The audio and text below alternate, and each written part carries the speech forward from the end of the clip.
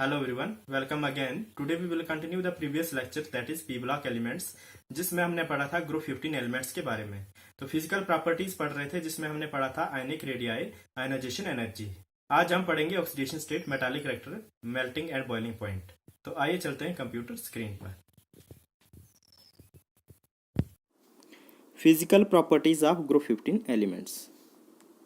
Third property है oxidation state. Oxidation state of group 15 elements. General electronic configuration of group 15 elements is ns2np3. तो outermost shell में, valence shell में total 5 electrons हैं ns2np3. Thus they can either gain 3 electron or lose 5 electron to attain noble gas configuration. Nobel gas configuration को attain करने के लिए या तो ये 3 इलेक्ट्रॉन ऐड कर सकते हैं to attain noble gas configuration, और जो 5 इलेक्ट्रॉन हैं इसके खुद के उनको लूज़ करके प्रीवियस शेल को कंप्लीट कर सकते हैं नोबल गैस कन्फिग्रेशन अटेंड करने के लिए। तो पॉसिबल ऑक्सीडेशन स्टेट्स क्या हो सकती हैं ग्रुप 15 एलिमेंट्स की? इसमें जो 5 इलेक्ट्रॉन्स हैं, अगर इसमें 3 इलेक्ट्रॉन ऐड कर दिए जाएंगे तो क्या आएगा? -3 ऑक्सीडेशन स्टेट आएगी। और दूसरी जो पॉसिबल ऑक्सीडेशन स्टेट है, जो पाँचों के पाँचों इलेक्ट्रॉन हैं इनको लूज़ कर देंगे तो क्या आएगी? +5 ऑक्सीडेशन स्टेट। जब इलेक्ट्रॉन लूज करते हैं तो पॉजिटिव ऑक्सीडेशन स्टेट आती है और गेन करते हैं तो नेगेटिव ऑक्सीडेशन स्टेट आती है। और पॉसिबल ऑक्सीडेशन स्टेट क्या होती है? np3 जो सब शेल है np3, इसमें 3 ही इलेक्ट्रॉन है, इनको लूज करेंगे तो सिर्फ तो क्या होगा? +3 ऑक्सीडेशन स्टेट भी हो सकती है। तो ये कॉमन ऑक्सीडेशन स्टेट्स हैं। However common oxidation states of group 15 elements are -3, +3 and +5। ये 3 पॉसिबल ऑक्सीडेशन स्टेट्स हैं। हाउएवर कुछ और ऑक्सीडेशन स्टेट भी शो कर सकते हैं, जैसे nitrogen shows variable oxidation states of -3 to +5। तो नाइट्रोजन जो है -3 से लेकर +5 तक कोई भी ऑक्सीडेशन स्टेट शो कर सकता है nitrogen.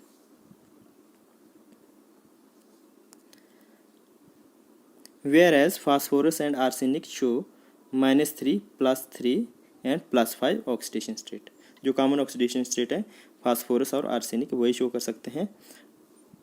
Other elements shows +3 and +5 oxidation state.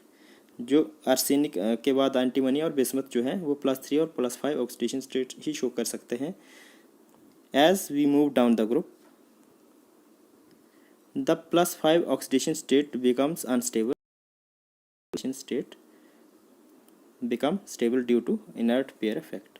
जब हम डाउन द ग्रुप मूव करते हैं ग्रुप 15 एलिमेंट्स में तो +5 ऑक्सीडेशन स्टेट जो है ये अनस्टेबल हो जाती है, मींस इसकी स्टेबिलिटी कम हो जाती है, और जो +3 ऑक्सीडेशन स्टेट है ये स्टेबल हो जाती है, इसकी स्टेबिलिटी बढ़ती जाती है due to inert pair effect. Inert pair effect होता है जो ns2 और np3 इलेक्ट्रॉन जो हैं, ns2 सबशेल जो है ये पार्टिसिपेट नहीं करता बॉन्डिंग में, सिर्फ p सबशेल जो है अवेलेबल होता है बॉन्डिंग के लिए, तो ये जो है इनर्ट हो जाता है, मीन बॉन्डिंग में पार्टिसिपेट नहीं करेगा, तो ये क्या बन जाएगा? Inert pair effect. तो जब हम डाउन द ग्रुप मूव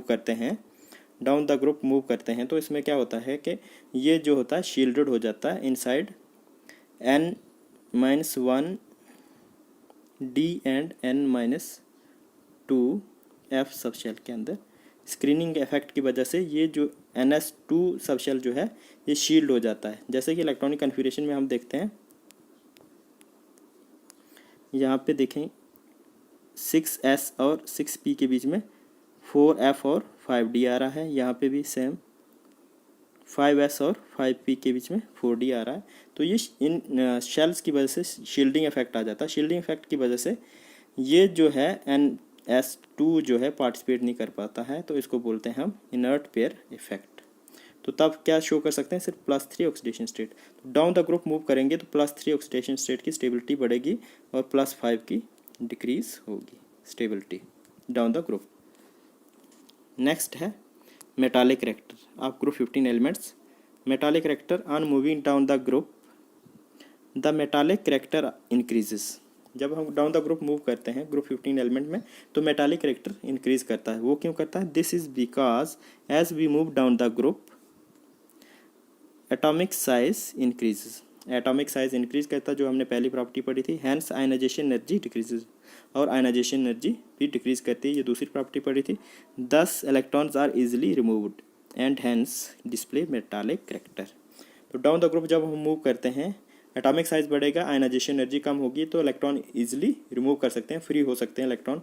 जब इलेक्ट्रॉन फ्री हो सकते हैं इजीली, तो उसमें क्या आ जाता है, किसी भी एलिमेंट में मेटालिक कैरेक्टर आ जाता है।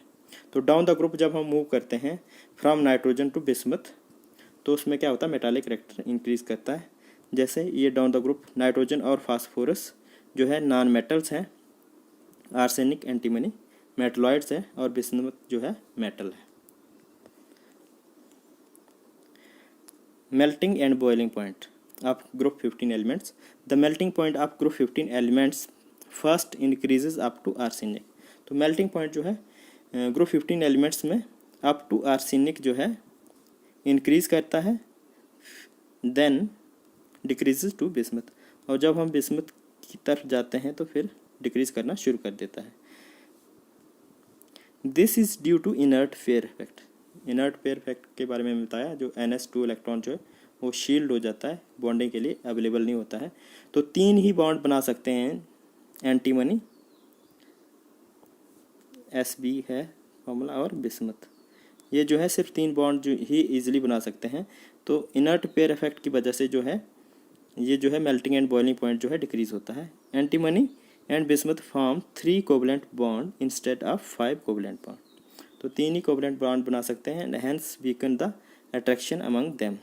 तो कम बॉन्ड्स होने की वजह से जो इजीली बॉन्ड्स टूट जाती हैं, और इजीली जो है इनका बॉइलिंग पॉइंट जो है मेल्टिंग पॉइंट इजीली मेल्ट हो जाती हैं। ये जो इनके कंपाउंड जो होंगे वो इजीली मेल्ट हो जाते हैं। तो melting point first increase up to arsenic and then decrease up to bismuth group 15 elements में। तो ये थी physical properties of group 15 elements. Thank you.